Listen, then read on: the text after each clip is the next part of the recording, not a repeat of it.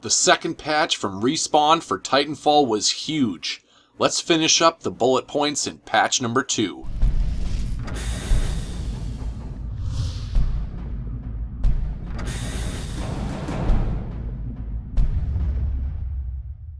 What is up, YouTube? It's Ubu the Tech Guru coming straight at ya. How is everybody doing today? I'm doing fan-tiddly-astic, and today I'm bringing you part 2 of the giant Titanfall patch that Respawn recently released. It's 6 days ago now.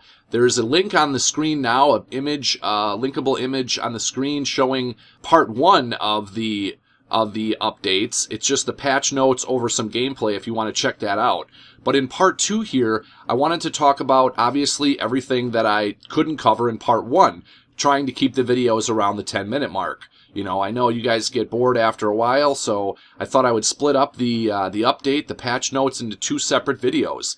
So, in no particular order, we're going to be talking about the hardpoint domination scoring changes, the CTF scoring changes, check this out. The thing landed right in front of me, the pod, with my own robot teammates, and I'm stuck. I can't move. I'm serious. Like, I tried everything to move, so I finally just decided to kill myself.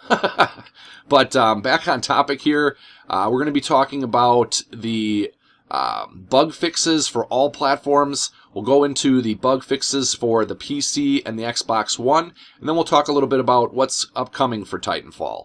So why don't we just get right into it and talk about the hardpoint domination scoring changes. I know a lot of people were up in arms about how someone just sitting at a hardpoint, camping it, not going out for the objective, and just sitting there camping their one objective was getting, you know, they would be top of the leaderboard. They would be higher than someone else who was going out and actually acquiring new hardpoints. So Respawn has, you know, listened to the community's cries and have updated the scoring for each little different type of aspect within hardpoint domination. You know, some of the major ones to note, now you get 250 points versus 150 for capturing a hardpoint. You know, they reduced things like killing a player inside an enemy hardpoint from outside, you know, from far away, killing a player inside an enemy hardpoint from outside when you're nearby. You know, now you get extra points for assisting in neutralizing a hardpoint. Killing a player outside of a friendly hardpoint while inside of a hardpoint, they reduced the points for that. You know, so basically the gist of it all is that they increased the points for actually going out and capturing hardpoints and reduced the amount of points that you get for just sitting there camping your hardpoint that you already have. So basically, get out of your damn hard points that you already own and go get some new ones. That's basically the gist of that change. And now let's talk about the CTF scoring changes. They wanted to make sure that the big payoff in CTF came from capturing the flag. Killing the carrier and then returning the flag was worth 400 points combined, while capturing the flag was worth 500 points in comparison. The changes that they made are meant to reward players who capture the flag a bit more than those who kill the carrier and return the flag. But defense is still a really important aspect of CTF, so they wanted to make sure to keep defending points high enough to still encourage playing defense. So the breakdown of the changes are basically capturing a flag went from 500 down to 400. Returning the flag went from 250 to 100. And killing the flag carrier went from 150 down to 100. I'm not really sure what they've gone and done here. It seems like they've gone off their rocker, personally. They start off saying that, you know, they wanted to make sure that the big payoff in CTF was from capturing a flag, but then they go and reduce the capturing of the flag from 500 to 400. Did someone even proofread this? What the hell did they do here? I don't know. Put down below in the comments if you're a CTF player, you know, and you think that these changes were even needed for CTF.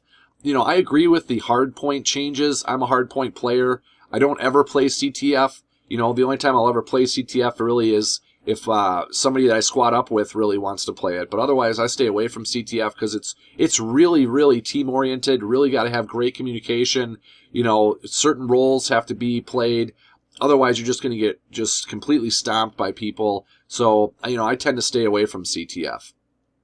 Let's go into the bug fixes for all the platforms.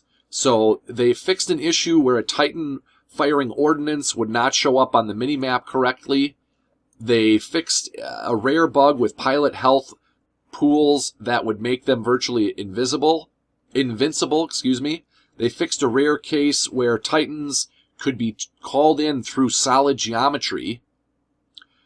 They fixed a case where pilot could embark a Titan through walls. Titan shields now protect friendly rodeo players from explosive damage, such as from an arc cannon. The Spitfire LMG and the XO-16 firing sounds will no longer sometimes cut off before the gun is finished firing. I mean, there's a whole host of bug fixes here. You know, I'm not going to go and read every single one. I'm sure you guys, you know how to read.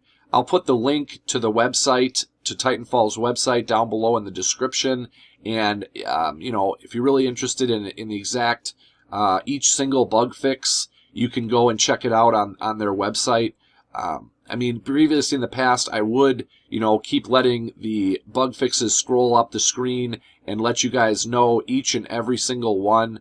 But, you know, the video's, you know, only a certain amount of time. So you know, there was really no major bug fixes that I wanted to point out, you know, that I thought was significant enough. So, you know, one of the bug fixes was that the grunts now show up on the minimap when they shoot.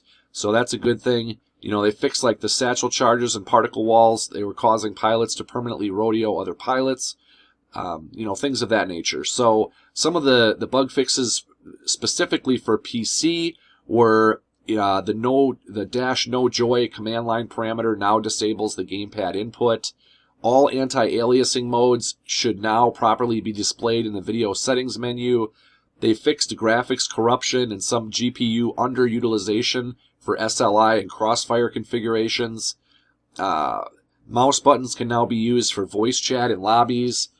Titanfall will no longer override your Windows microphone volume setting when it is launched.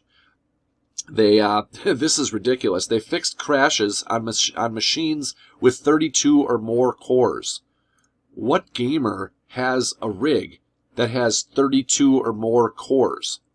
Dude, is that a seriously overpowered gaming rig or what? Like, holy shit, dude. That's freaking crazy. They also fixed the Smart Pistol reticle so it scales properly based on the field of view setting. And there's, you know, some other fixes. Again, you know, you can check them out on the website. Any ones that I didn't specifically list off, but they're there. And then they had some specific bug fixes for just the Xbox One, like they fixed a rare full-screen blue/red flashing. The audio should no longer overlap after going to the Xbox dashboard and back into Titanfall. And they fixed a crash where the Xbox go back. You know, when you would be saying it, it would crash in certain menus. So those are pretty much all of the bug fixes for Xbox One, for PC, as well as for all the platforms. And obviously the CTF scoring changes, we went over those. And we went over the hardpoint domination scoring changes. So that's pretty much, you know, that was a giant patch from Respawn. I've said this before, but I'm really, you know, excited to see the amount of support that they're showing for their game.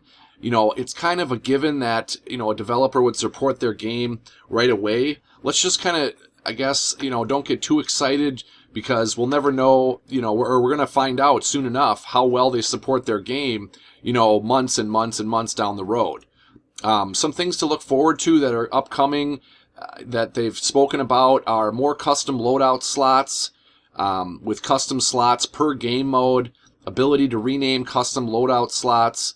Last game summary shows the scoreboard from the previous match, additional customization options for private matches, better 120 Hz monitor support, pickup prompt for dropped amped weapons appear in a different color than your normal weapons, and there's several other things that are going to be coming. So it's, you know, we got great things coming to Titanfall, guys, and I look forward to the game, you know, further improving. As it's already good enough. I think they did a great job.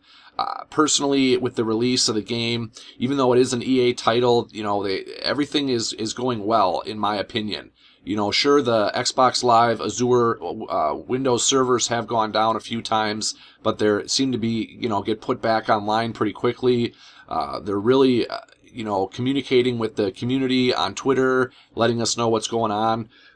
We've had, you know, one huge patch, this most recent one, and then another patch, you know, like a week ago or 2 weeks ago. So everything is going really well in Titanfall as far as I'm concerned. Let me know your thoughts down below in the comments about this latest patch, anything that you like or dislike about the patch, and hit that subscribe button if you're new to my channel. You know, I do quite a bit, you know, I do Titanfall videos, I do comedic, you know, vlogs, like Vine compilations and stuff.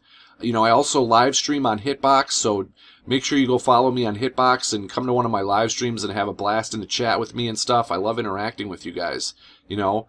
And leave me a rating on the video. Let me know what you thought.